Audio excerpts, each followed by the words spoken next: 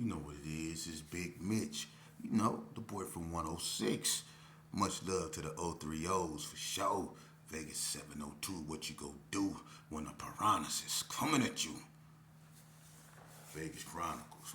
And I'm actually swole with it. So when I put a tank top on, you see muscle. I'm not just fat, alright? You wanna see? Watch. Yeah. Dub City Motors.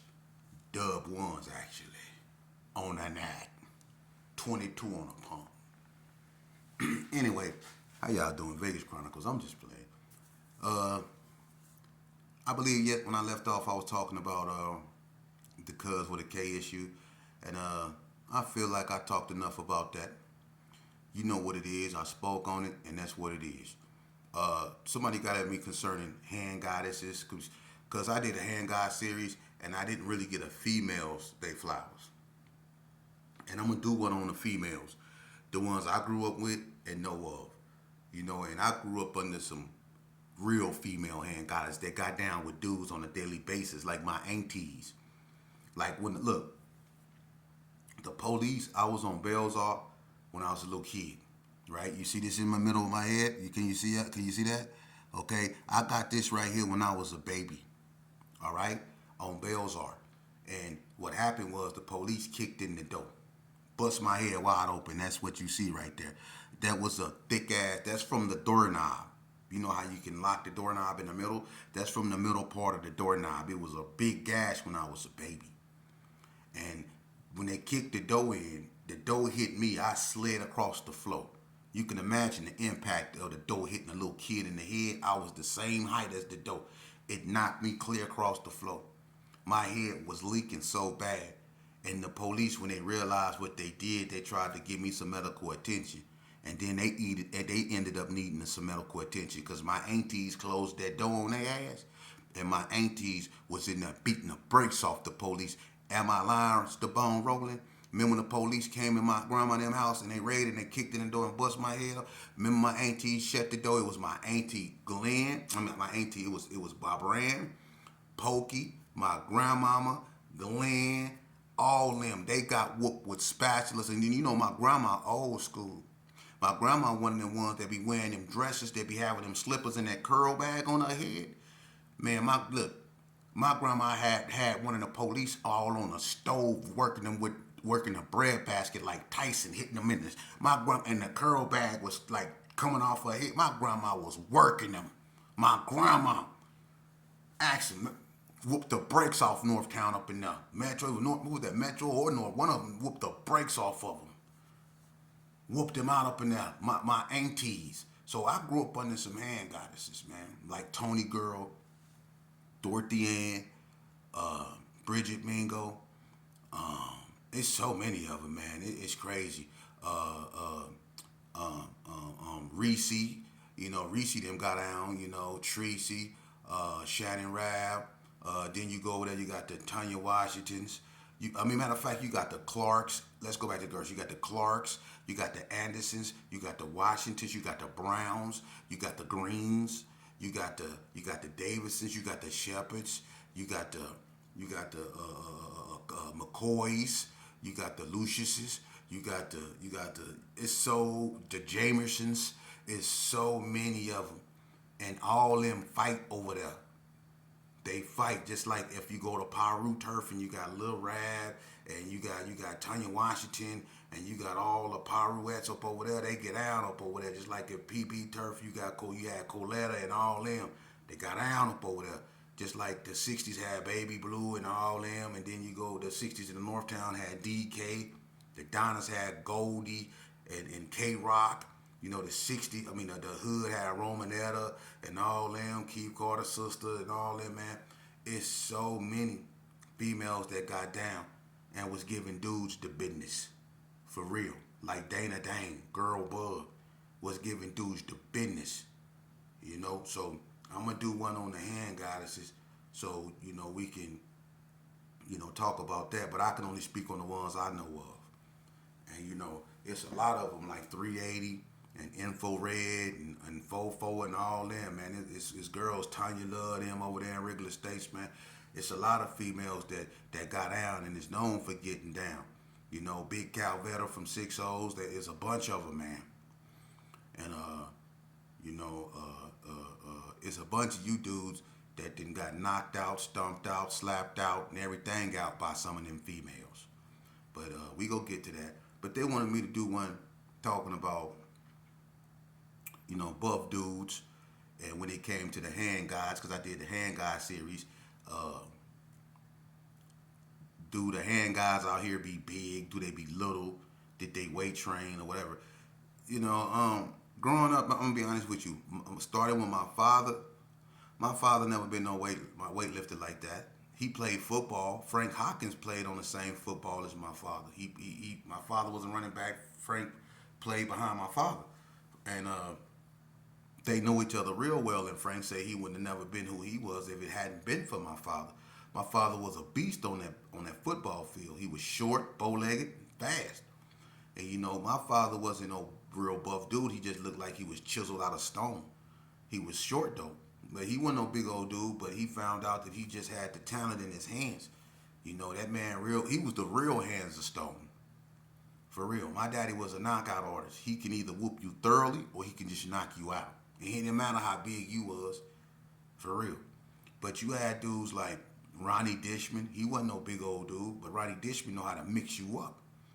You know, as a matter of fact, most of the dudes that was swift and would put it on you real good wasn't no big old dudes. They normally be either mid, normal, they be cut up, some be slender, like Melly Mel, like Webbo, you know what I mean? And then some be tall and cut up with it, you know what I mean? Like back in the days, you know, like the Big Reds, you know what I mean? Or the Mad Meaches when they get on that eye, you know, they don't be real huge. They be cut up. They be just the right size to do what they need to do.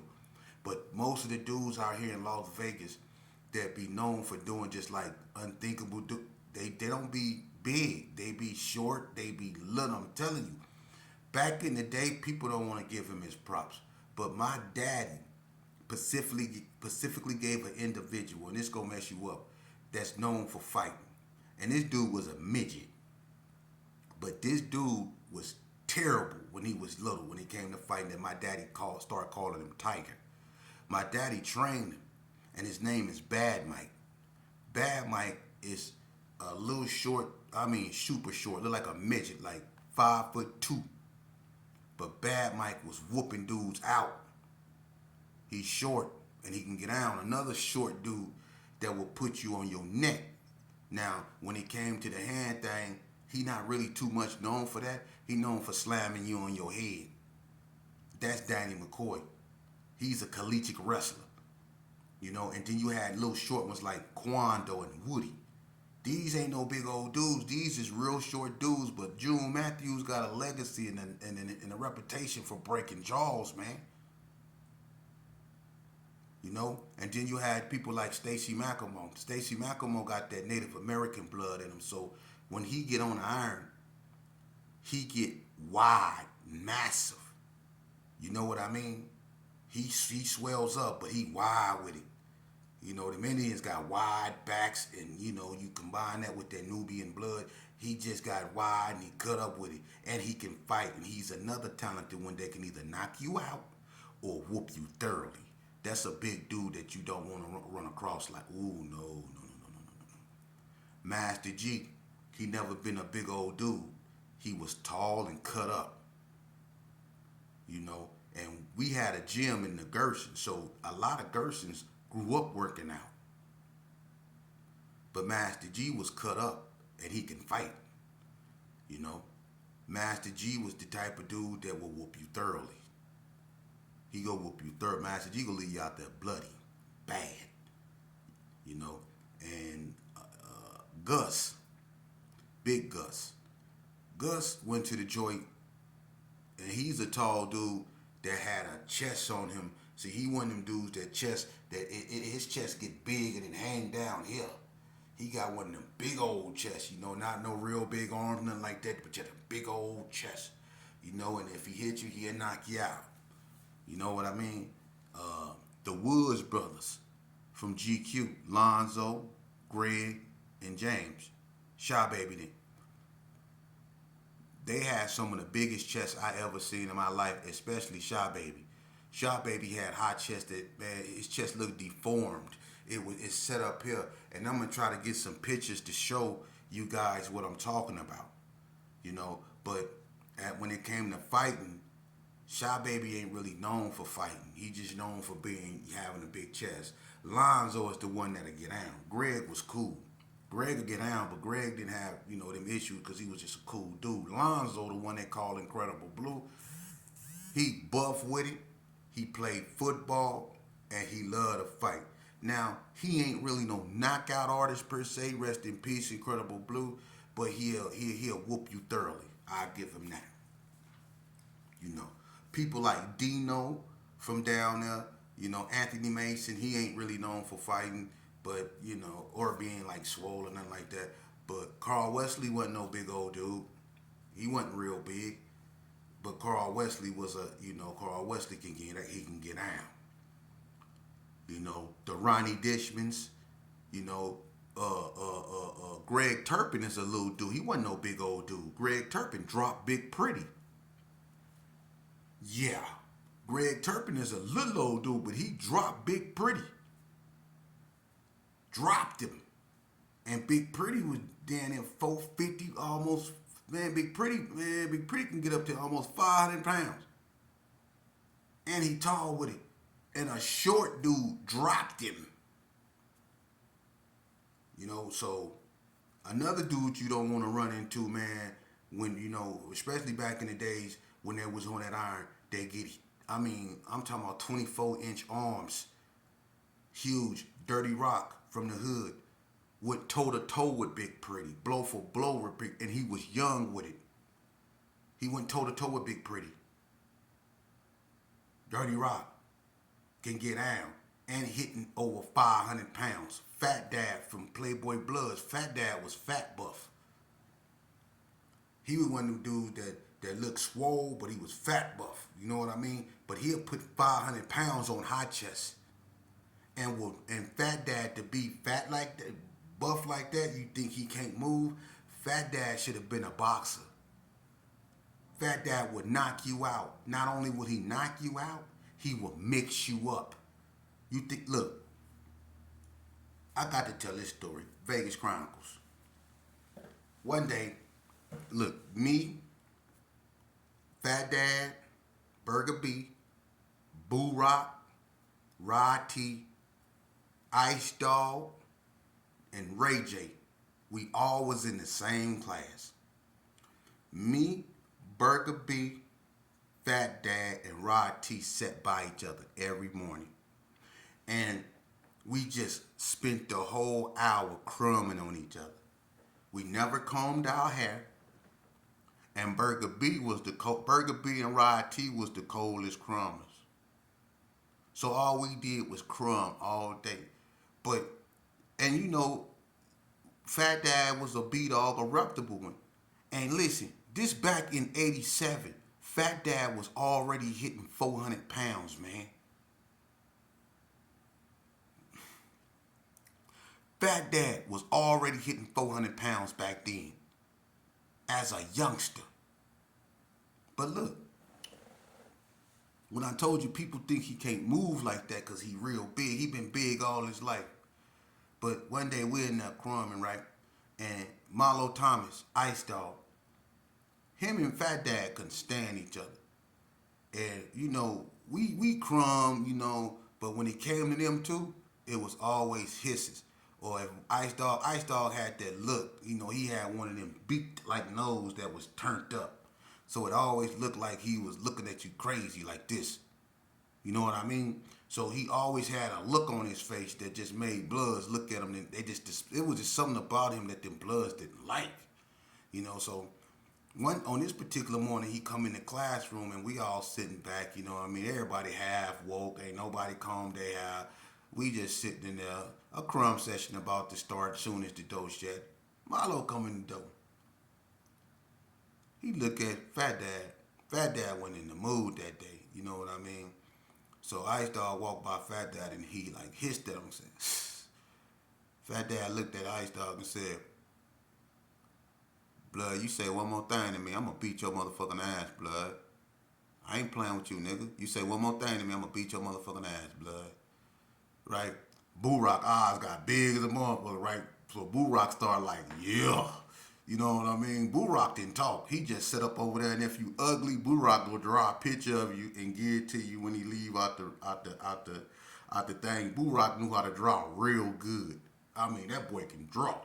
And he used to draw pictures of people. And he'll leave it on your desk when he walk out the door. Boo Rock just didn't talk. He just sat there. When he get excited, his eyes get real big. So when Fat Dad told Marlo, I'm gonna beat your ass, you say something else to me, blood. Right? So Marlo was like, fuck you. And so Fat Dad was like, all right, when class over, I'm gonna whoop your ass, right? So Marlo was like, you gonna do shit to me, nigga. And they went back and forth, right? So Fat Dad quit talking. So we started crumbing and shit, but Fat Dad don't want to crumb now.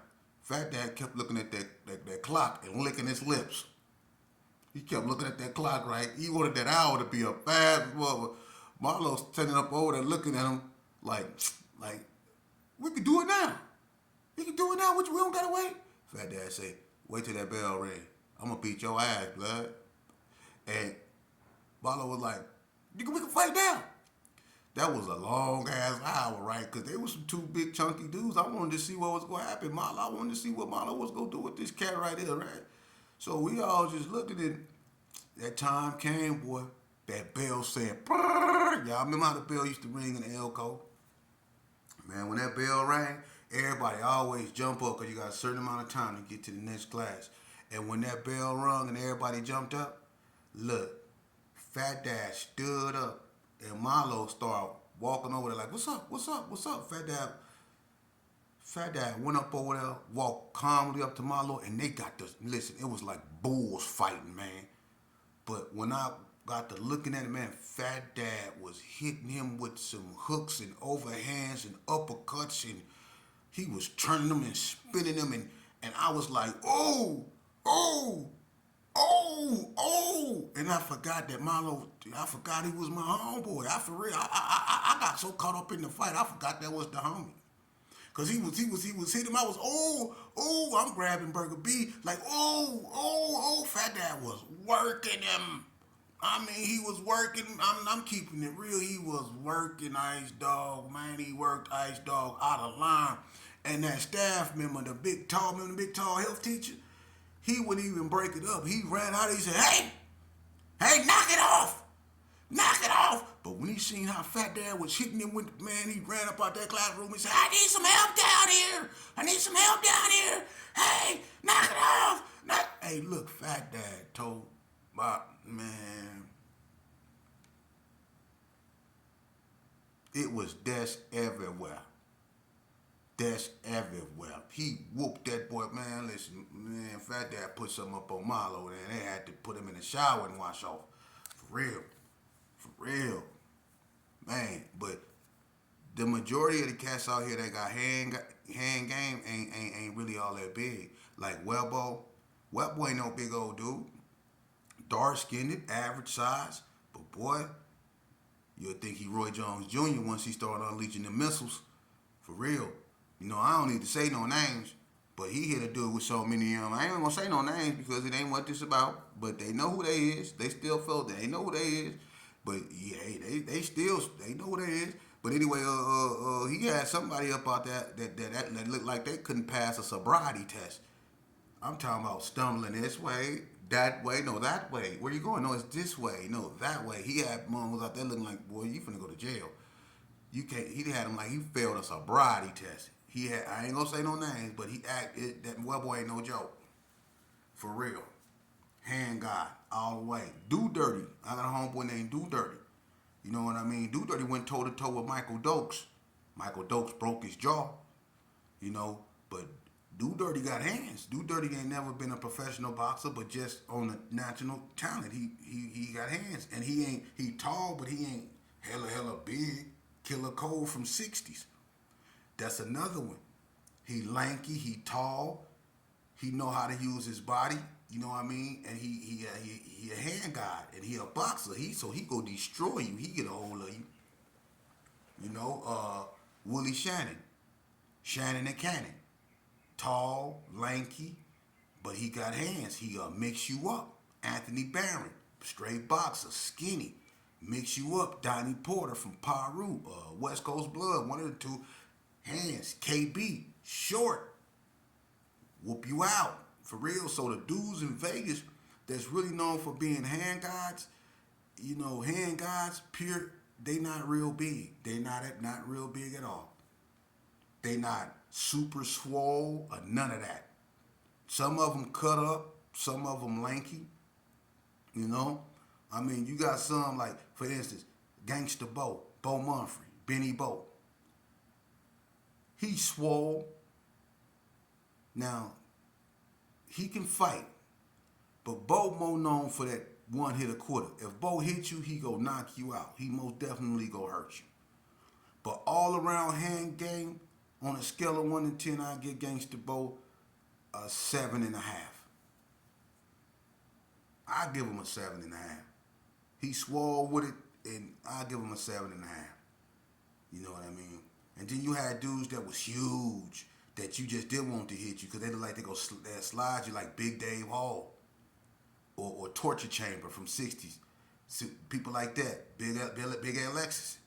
He bony. They ain't no big old dude, but he got hands. You would think he was big, he just got hands. Another one that was ferocious with his hands that wasn't big at all. Bob Green from 40 Block. 40 Block Bob. He'll mix you up. Bob will knock you out. He more known for knocking people out, but Bob will mix you up too. He was talented with his hands, but he wasn't a big dude. A dude that I underestimated, for his size that had me up out there looking like I couldn't pass no goddamn sobriety test. Lil Chappie. And when Lil Chappie was in his right mind, Lil Chappie, he make a snake hissing sound when he fight. He go, sss, sss. Hey, look. Me and him got into it in Carry Arms. I told this story before. And I'm not finna get back into it because I ain't took too many L's. But on this day, he caught me when I was on that water in that Cisco. So, but a loss is a loss. I could take mine. And he ran from me for 6 months, but I caught him in front of Ghetto Mama house, and he would have went viral if they had the internet back then, because I slammed him to hell. I slammed him like the Undertaker be slamming people. And he didn't want to fight no more. Slammed the soul out his ass. And he went and got the block. I slammed the soul up out, didn't I, Lil Chappie? I slammed the CH up out your name. Your name was Appy. Yeah, you remember that? You got me the first time, though, with that hissing shit. Boy, you hit me in my mom. Listen, he did some sss, and I didn't know what that meant, that sss. I thought he was on some Bruce Lee. What, you finna throw a kick or something? Whatever it was, whatever he threw, I ain't see it coming. But I felt it. It was fast, quick, with precise precision, and very efficient. Because when he hit me, I seemed like I was fighting for him. I was swinging at him over here. I was swinging at him over there. I was swinging at him over there. And he was standing right there. He hit me in my eye so hard, I snatched that stick. Look, from Badman, I snatched that. He had a little stick. I snatched that stick and chased him up into Kippy mama house. And while he was running to Kippy mama house, I thought I was chasing him. He was running that way, and I was running that way. I told you I seen about 3 or 4 of them when he hit me. I'm chasing a Kevy Care that wasn't even right there. A little Chappie that wasn't even right there. They called him Kevy Care back in the day. They call him Little Chappie now. But yeah, a lot of dudes out here, Tony Swanson, little bitty dude, swift with his hands, up out of Del Monte coat, will put something up on you. So the dudes out here in Vegas, and it's a whole, man, it's so many more, man. For real. It's so many more, because when you go to the hood and stuff like that, you got dudes down there like Butch Hall, he just gonna knock you out. Butch ain't with that no more. Butch living his best life, but Butch will knock you out. And he swole with it. So it's some dudes out here that swole with it, but for the vast majority of it, they not swole at all or big. Some of them cut up, like I said, chiseled. Some fat. You know what I mean? You got dudes out here that's fat. Let's talk about that. What about the fat dudes that can get down? Huh? Like the big bows. Huh? The big nices. Yeah. Big nice get down. Fat with it. He fat with it. Or L Mac from Peru. Fat with it. Hey look, L Mac hey look, L Mac he take his shirt off. You know how L Mac built? Like a scoop of ice cream. Ass crack showing. But L Mac go whoop yo thoroughly. And he had a brother named TT. Look, TT built like a black caveman. Hairy, just big sloth built dude. No frame whatsoever. But boy, if he hit you, his hands feel like sludge hammers. I fought TT at Gene Nevada prison. Me and TT got out. Look, when it came to and I fight good, but when it came to this right here, we went blow for blow, and I was on swole with it. He wasn't. He caught me with a haymaker. Yeah, and I know why they call them haymakers. Because when they hit you, it make you go hey. That's for real. That's a haymaker. See, because when you get hit by it make you go hey. He hit me with one of those, for real. I'm talking about, look, he hit me so hard, he knocked this eye over into this one. I had just one eye at one. He hit me so goddamn hard. Look, I had to take him off his feet because things was crucial. I had to go to Plan B. It's a good thing I Greco-Roman. I had to get him off his feet and put him on his back, take some of the velocity up off them punches.